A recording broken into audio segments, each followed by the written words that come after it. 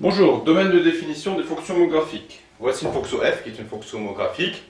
Voici une fonction g qui est la somme de deux fonctions homographiques. Donc on se propose dans cette vidéo de déterminer le domaine de définition de f ainsi que le domaine de définition de g. Qu'est-ce que cela signifie?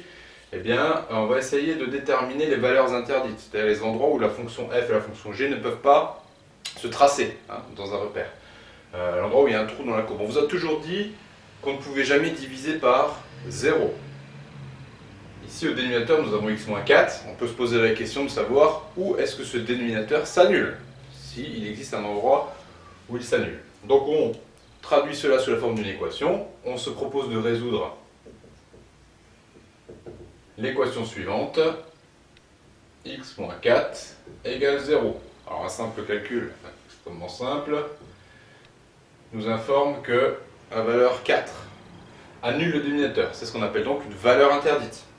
En conséquence, le dénominateur de f s'écrira de la manière suivante. Donc il s'agira de tous les nombres compris entre moins l'infini et plus l'infini,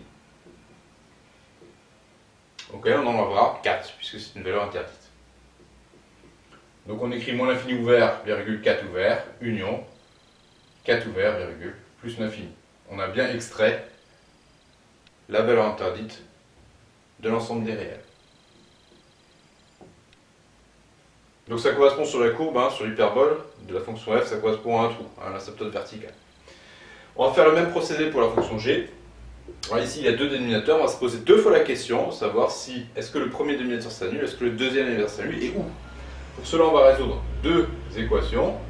Donc la première, on va savoir quand est-ce que celui-là s'annule, c'est-à-dire quand est-ce que x égale 0, mais ici la solution est complètement triviale. Et dans un deuxième temps, on se propose de résoudre moins x plus 3 égale 0. Ici, hop, on a de manière évidente x égale 3. Donc il existe deux valeurs interdites, donc deux trous dans la courbe. Donc le domaine de définition s'écrira de la manière suivante. Donc domaine de définition de g.